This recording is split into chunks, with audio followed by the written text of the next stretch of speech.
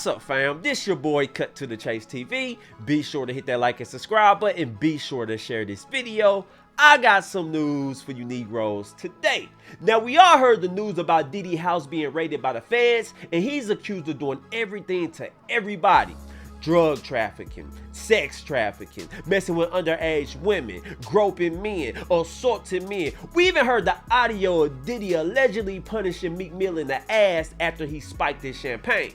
And once we heard the audio, we all agreed this has gone too far.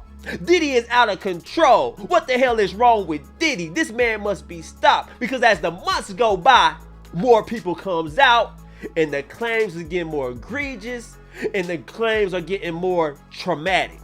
But the latest news, the latest person who came out against Diddy is Al B. Short.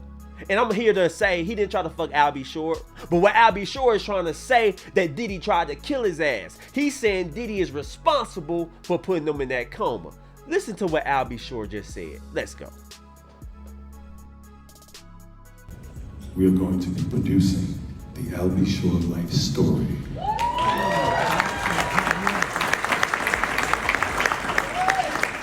So hold on to your britches, and you'll really understand how I ended up in a coma. You're really going to need to call Homeland Security. You see that? You see what he said at the end of that press conference? Now you really gonna have to call Homeland Security. Those are the same people that raided Diddy. Now let me tell you something about Al B. Short. He was in a coma for 2 months. They didn't think he was gonna make it. And ever since he has awakened from that coma, he been kind of beating around the bush. He been kind of hitting at the fact that Diddy might be responsible for putting them in that coma. And if somebody put you in a coma, they try to kill your ass. Ain't nobody just gonna try to put you in a coma. You might have survived, but he's allegedly saying that Diddy tried to take him out. And I'm gonna say this about Al B. Short, because I see a lot of people talking. Why now? Why did you wait for Cassie lawsuit to come on out and say it? And I kind of agree with that statement. Everybody coming out against Diddy. Everybody saying Diddy wronged them in some way. But they didn't really start getting vocal. They didn't really start getting loud with the claims until Cassie came out with her lawsuit and Diddy settled. And I'm going to tell you why more people are coming out. Because they see the public perception is against Diddy. They saying everybody don't like Diddy. Everybody saying Diddy is wrong. So they saying, let me come on out and say he did this to me. Let me come on out and say he did that to me. And that's the end result of people turning against Diddy. Now you got more celebrities coming out. You got Al B. Short saying Diddy trying to kill him, and he's going to give the feds the proof. So it might look like it might be attempted murder charges against Diddy coming up. If Al B. Short is telling the truth, if you saying Diddy did this, if you saying Diddy did that, he's responsible for you being in a coma. Damn the documentary you trying to create. Go to the police. See, this is what gets me about people. They always saying somebody tried to do this to me. Somebody tried to take my life. But instead of going to the authorities, they gonna try to find a way to profit off of it. And that is what Al B. Short is indeed trying to do. He gonna say, watch my documentary. I'm gonna expose Diddy, but you gotta pay for it. I never got down with that. And another person who's coming out against Diddy, this dude is in the media. His name is Teray. He's a media personality. And he's saying, I had a male cousin intern for Diddy, and Diddy fired him because his cousin didn't want to give him no ass. Listen to this. It's very crazy. Listen to this. I have a family member who I want you to hire them as an intern. Yeah. And I have never talked about this publicly. And then the internship stopped abruptly, like 3 or 4 months into it. Yeah. And I spoke to my family member, like, well, what happened? And they wouldn't say. Yeah. Years later, they finally came out, and this is a male, Puff had said, come home, stay the night with me, or the internship is over. And absolutely not. And the internship ended. But from there, I was like, oh. Did y'all hear that? Teray is saying that his male cousin interned for Diddy, and Diddy invited him over to the house, tried to seduce him, wanted the cheeks. His cousin refused, so Diddy fired his ass on the spot. And I'm looking at Diddy like, damn, how thirsty can you get? Did you ever meet a piece of ass that you did want to fuck? That's how I'm looking at Diddy. You just too damn thirsty. Everybody you had contact with, everybody you worked with, did you try to fuck them? Him, her, he, she, it don't matter with Diddy. If you got an ass in a hole, he wants some of it. That's what it seemed like to me, because too many people is coming out with these stories. You got women claiming you did this. You got men claiming you did this. Everybody ain't lying. Now, I do think some people is taking advantage of the situation, but I'm not going to sit here and say everybody's lying. And then the third person you got coming out is Diddy backup dancer. She says she avoided Diddy at all costs.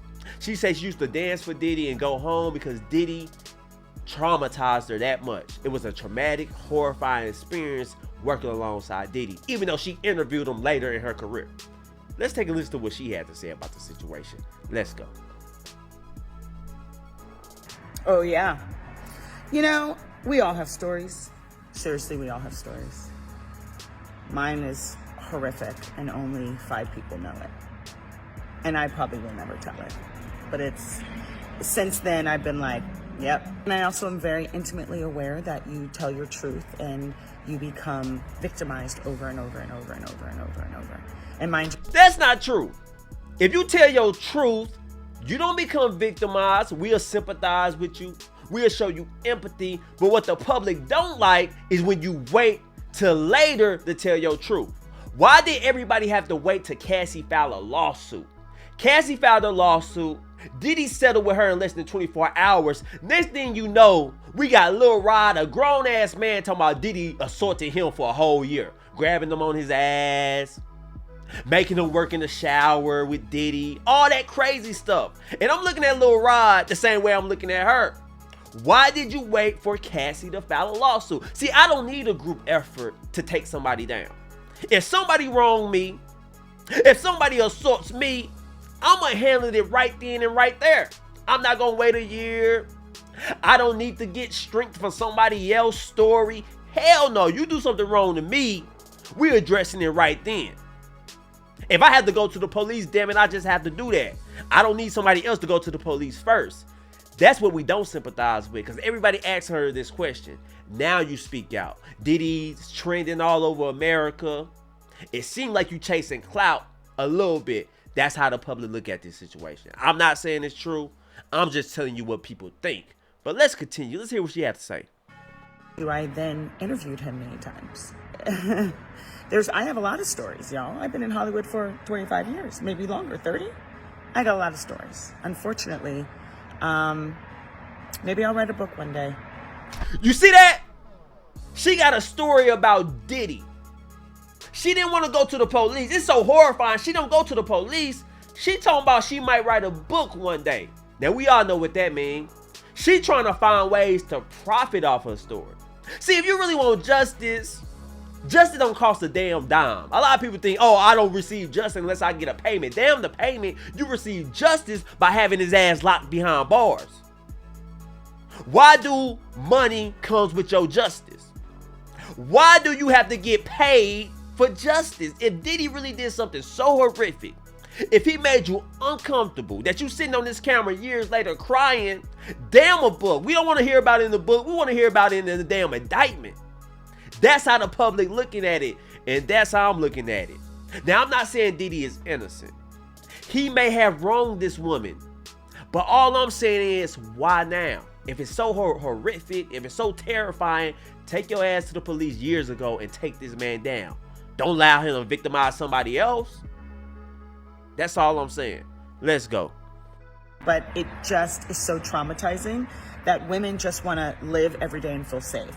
And when we revisit and revisit, we live in a state of victimhood. And nobody wants to live there. So for those who are like, why didn't you say something then? Because we just want to live. We want to be happy. And we really want to forget the trauma. So there's that. Okay, if that's your mindset, when people ask you why you didn't say nothing then, why you wait now? You say you just want to be happy. You don't want to relive it. You want to just move on with your life. Okay, continue moving on with your life. You made that decision. You said what you said. You want to move on with your life. You want to be happy. Then shut the hell up now then. You made that decision years ago by remaining silent. Now that Diddy is in the news, everybody's talking about him. You want to say your piece. It don't work like that, man. When we gonna be real with ourselves? When we gonna be real with these victims? Everybody always saying, I got a story about him. I didn't want to come out then, I'm coming out now. That looks suspect to me. That sounds suspect. Nothing sounds right about that. Now, I know I'm supposed to show her empathy. I'm supposed to show her sympathy. I'm not supposed to question what she's saying, but damn it, I'm just a real nigga like that. If Diddy did that, put his ass behind bars so he won't do nobody else like that. That's all I'm saying. So in the past week, you got 3 people come out against Diddy. You got Al B. Shore. That is the father of Diddy's stepson, Quincy. You know, the son he had with Kim Porter. And Kim Porter later died a few years ago of pneumonia. And Al B. Shore always kind of hinted that he thinks Diddy is responsible. And now you got Al B. Shore talking about going to Homeland Security. Diddy put him in a coma. I won't be surprised if he submit evidence to the feds that have Diddy ass facing murder charges and attempted murder. That don't surprise me at all, because you remember, Diddy is crazy as hell. He allegedly blew up Kid Cudi car for messing with Cassie. That's all I'm saying. And then you got Teray saying Diddy tried to fuck his cousin. His cousin didn't want to give him no ass, so Diddy fired him. He just now coming out with this story, which I find ridiculous. And now you got Tanika Ray, Diddy ex backup dancer, saying that Diddy horrified her. She was traumatized by working with Diddy. But not only did you not go to the police, you interviewed Diddy later in your career. You interviewed him about upcoming projects. If you felt that way, why sit in the camera and work with a guy? That's all I'm saying. But anyway, guys, those are my thoughts about this whole situation. But I want to know how you guys feel about it. How do you feel about people coming out against Diddy now? Do you think they chasing clout, or do you think they got a point? I kind of think it's a money grab, even if it's true. Now that you decided to come out with it, it kind of seems like it's a money grab and you chasing clout a little bit. But I want to know how you guys feel about it. Share this video. I love you guys. Peace.